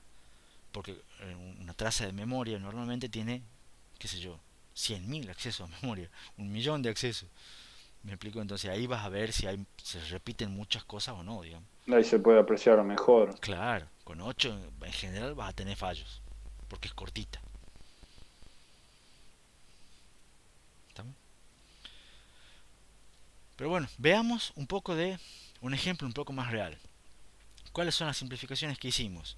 Cuando analizamos las direcciones, dijimos que los números, como eran todos chiquititos, usábamos 5 bits. Pero normalmente las direcciones son de 32 bits. Entonces, ¿qué me cambia que las direcciones sean más grandes? Me va a hacer que las etiquetas sean más grandes. Porque en el ejemplo anterior, supongamos que tenemos 8 bloques. Si ahora lo manejo con direcciones de 32 bits, fíjense que igual para el bloque necesito el logaritmo base 2 de la cantidad de para el índice necesito el logaritmo base 2 de la cantidad de bloques. Entonces van a necesitar 3 bits y me van a quedar 29 bits para la etiqueta. ¿Se entiende? El índice siempre está dado por la cantidad de bloques. Entonces, si las direcciones son más grandes, las etiquetas van a ser más grandes. Por otro lado, nosotros consideramos que los bloques sean de un byte, pero normalmente los bloques almacenan palabras. Entonces, aunque la memoria sea direccionable de byte, en general, las direcciones de memoria, cuando ustedes van a buscar memoria, buscan traer una palabra. Por eso, cuando van a hacer un fetch, van a buscar una instrucción completa de 4 bytes. Cuando van a hacer un load word, van a traer una palabra. Y cuando van a hacer un load byte, traen una palabra y después la acomodan al byte correspondiente. En general, acceden de a palabras. Y las palabras, nosotros vimos que son de 4 bytes. Pero en general, en otros ISAs, pueden ser de otros tamaños. Entonces, esto que las palabras sean de 4 bytes produce que en realidad los bits menos significativos de la dirección ya no sean para el índice, sino sean para un offset de byte. ¿Por qué? Porque ahora cada bloque no va a tener un byte, sino que un bloque va a tener una palabra de 4 bytes. Entonces, el índice van a ser los bits menos significativos, pero sin contar ese offset. Ya lo vamos a ver en un ejemplo. Estamos en un ejemplo para que ustedes visualicen lo que estoy diciendo. Y la otra simplificación que también quiero romper es que consideramos un caché de 8 bloques, pero normalmente en general los cachés son más grandes. 8 bloques eran porque me entraban en la diapositiva y era fácil de dibujar. Pero normalmente los cachés tienen muchos más bloques. Entonces, ahora vamos a suponer un caché para que ustedes hagan la aritmética, la misma aritmética de antes, pero un poco más real. Un caché de 1024 bloques, que cada bloque tiene 4 bytes y es accedido por direcciones de 32 bits. ¿Se entienden los tres números que les estoy dando? La cantidad de bloques es 1024, cada bloque tiene una palabra de 4 bytes y las direcciones son de 32 bits. La primera pregunta que yo les hago es, ¿qué tamaño tiene el caché?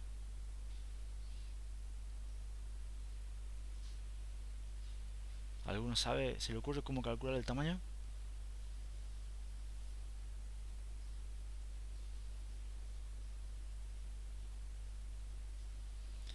El tamaño es, supongamos que yo tengo 1024 bloques, son 1024 renglones, si lo quieren ver en mi tabla, 1024 filas, y cada fila va a tener un ancho de 4 bytes.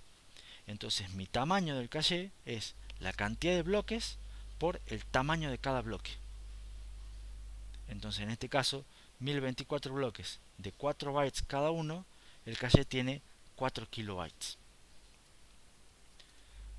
Pregunta, Brian había dado la respuesta correcta en el chat y a su vez es una pregunta. ¿Se debe considerar la etiqueta? La respuesta es que no. En general, cuando uno habla de yo tengo un caché de 4 kilobytes, son 4 kilobytes para datos. No se considera.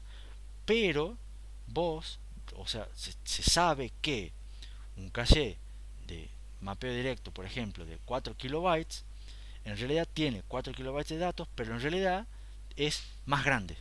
O sea, tiene más cosas porque debe almacenar sus bits de validez y sus etiquetas.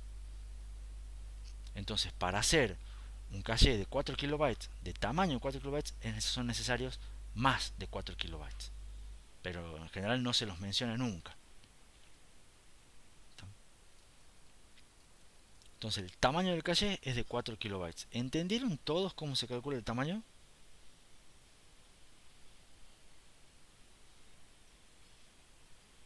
Ay, el silencio me destruye. Sí. Sí, dice John Paul. Brian me pone en la reacción.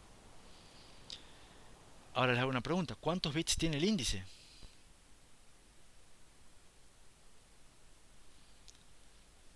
Para calcular los bits del índice teníamos que hacer, dependía de la cantidad de bloques. El logaritmo base 2 de la cantidad de bloques, porque el índice me permite identificar a cada bloque. Entonces, si yo tengo 1024 bloques, voy a necesitar 10 bits para el índice. ¿Está claro eso? Fíjense que ya no puedo hacer una diapositiva, no puedo dibujar 1024 bloques. Y ahora la última pregunta de acá es: ¿cuántos bits tiene la etiqueta?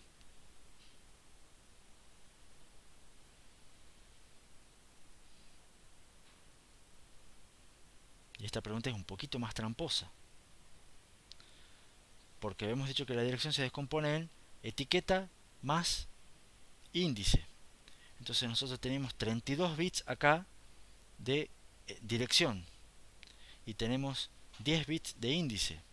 Entonces yo debería decir tiene 22 bits la etiqueta. Pero la realidad es que no. ¿Por qué? Porque los bloques ahora son de 4 bytes. Entonces tengo ese byte offset que son de 2 bits. Entonces los 2 bits menos significativos son el byte offset. Luego vienen los 10 bits de índice y lo que queda es la etiqueta. Entonces la etiqueta va a ser de 20 bits en este caso. ¿Por qué, profe? ¿Con qué finalidad se sacan esos 2 bits? Porque ahora tus bloques son de 4 bytes. Vos antes tenías un bloque de 1 byte. Y ahora cuando vos accedas, la memoria es direccionable de a byte, siempre. Pero cuando vos accedas a una palabra, vos vas a traer 4 bytes juntos. Entonces tenés que poder distinguir de algún modo a qué byte de esos 4 bytes estás accediendo. Y para poder distinguir entre los 4 bytes necesitas 2 bits. Eso es un offset de byte. Claro, sí, eso entiendo de que los dos bits mencionan a toda la palabra, que serían 4 bytes, Exacto. pero no estaría entendiendo por qué se los omite. O sea, nosotros directamente cuando queramos traer No, no un es que se dato, los omite. O sea, se los tiene en cuenta, digamos. Por eso pero en la etiqueta. se los tiene en cuenta en la descomposición de la dirección. La dirección que antes tenía 2 campos, etiqueta e índice, ahora va a tener 3. Etiqueta, índice y offset. Ah, bien, bueno, no estaría en la etiqueta, pero sí estaría en otro campo entonces. Exactamente. Bien. Vas a tener 3 campos, etiqueta, índice y offset. Y para mí es mejor, o ayuda un poco quizás, verlo. Falta la pregunta de cómo se lo accede y cómo se determina si es un acierto. Falta verlo con este dibujito. Y con esto sí terminamos, porque además ya estamos casi en hora. Fíjense qué es lo que me muestra este dibujito. Me muestra arriba, no sé si ven todos, es la dirección. Estos son los 32 bits que viene de la dirección. Y yo los descompongo en tres campos. El primer campo es la etiqueta, de 20 bits. El segundo campo es el índice, de 10 bits. Y después tengo los 2 bits de offset de byte. Hasta ahí tengo la estructura de lo que viene de la dirección. Y después que tengo mi bloque de caché, que es mi tablita que yo había dibujado antes, ahora tengo mi columna de datos, que va a tener 32 bits, porque son 4 bytes.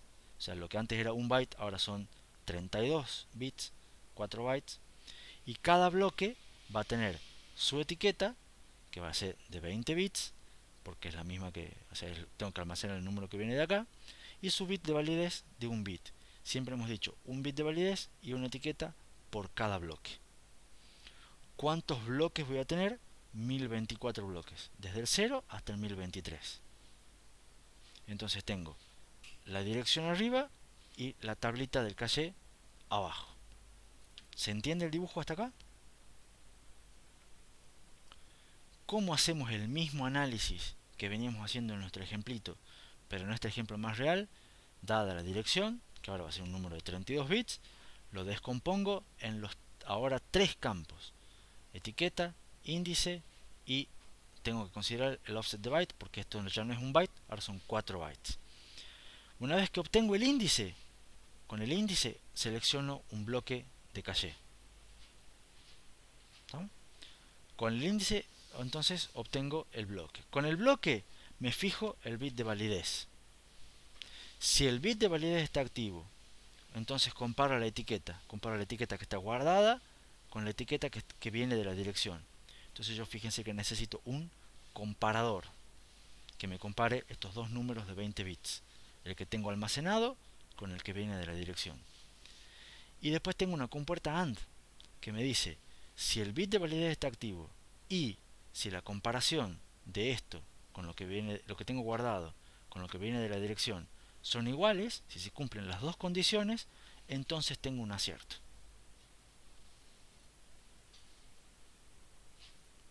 ¿Me siguen? Y si tengo un acierto, el dato que tengo guardado acá se lo paso al procesador. Ahí se expone un poco la duda que tenía. O sea, el byte de offset, esos 2 bits, no se los accedería directamente, no podríamos elegir nosotros cuál byte, sino que directamente accedemos a la palabra. Porque normalmente, vos fíjate, acuérdate cuando trabajaba en camino de datos, vos accedías a memoria y la memoria te devolvía un dato de 32 bits. ¿Te acordás o no? Sí, Siempre, entonces acá esto te va a devolver un dato de 32 bits. Siempre te va a devolver una palabra, que son los 32 bits que vos querés y que son los 32 bits que vos tenías en tu camino de datos antes, digamos. Esto va a parar claro. a un multiplexor, que va a parar a un registro de segmentación, Al IR, es bien. o al que sea, sí. Esos son los 32 bits que vos antes tenías. ¿Vale? Claro, Pero, ya como lo trabaje el procesador ya es otra cosa. claro. Y lo que te expone acá también es cómo hago para determinar si tengo un acierto. Fíjense que tengo un comparador y una compuerta AND. Entonces solamente con un comparador y una compuerta AND yo puedo determinar por hardware mi algoritmo de si tengo un acierto o no en un bloque. Y un comparador y una compuerta AND son cosas fáciles de poner y bastante rápidas. Pero Ese ojo, par es por cada fila. por cada bloque. En realidad no. Bien. No. Vos vas a tener un comparador acá, que lo que vos vas a hacer, vas a seleccionar con el índice un bloque. Entonces vas a obtener la etiqueta de ese bloque, lo va a ser el comparador. Pero vos acá tenés un solo comparador. Tenés Para 1024 los bloques, pero tenés 1024. un solo bloque. Exactamente, un comparador. Bien. Lo mismo para las compuertas AND, sería. La compuerta AND también es una sola. ¿Sí?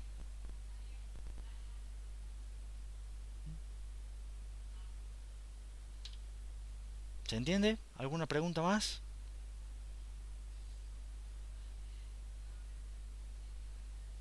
Con esto tienen para analizar. ¿Qué es lo que hemos visto hoy? Hemos visto que es una traza, una pequeña definición, una traza de memoria. Hemos visto que es una organización, la primera organización de caché, mapeo directo. Hemos visto un ejemplo simple de cómo se ubican datos en un caché, cómo se determina si es un acierto, si es un fallo. Y después hemos visto algunos problemas que tiene eso, el ejemplo que vimos. Y después al final, en estos últimos 15 minutos, les mostré cómo hacer un poco más real algunos de esos problemas, y vimos cómo se agrandan los bloques y tenemos un offset de byte, cómo se agrandan los índices porque tenemos más bloques, cómo se agrandan las etiquetas porque tenemos direcciones más largas. Pero a la larga el mecanismo es el mismo. Dada la dirección, obtenemos el índice, con el índice seleccionamos un bloque, de ese bloque nos fijamos el bit de validez, la etiqueta. Si tenemos un match en las dos, si las dos cosas se cumplen, entonces tenemos un acierto, si no tenemos un fallo. Y si tenemos un acierto, transferimos el dato que está guardado en el bloque al procesador. Ya es bastante para el día de hoy. Supongo que tienen para repasar y pensar un buen cacho de día. Ideal para el quiz del lunes. Volvió el pastorcito. Ah, vamos a ver el lunes, a ver qué pasa. Bueno, si no hay más preguntas, son las 10 en punto. Me queda más que despedirme y desearles que tengan un excelente fin de semana. Y ahora ya todos ponen reacciones. Espectacular. Aplausos, fiestita y todo. Bueno, chicos, corto la grabación y nos vemos el lunes ya en la facultad presencial, como veníamos viendo hasta ahora, si Dios quiere.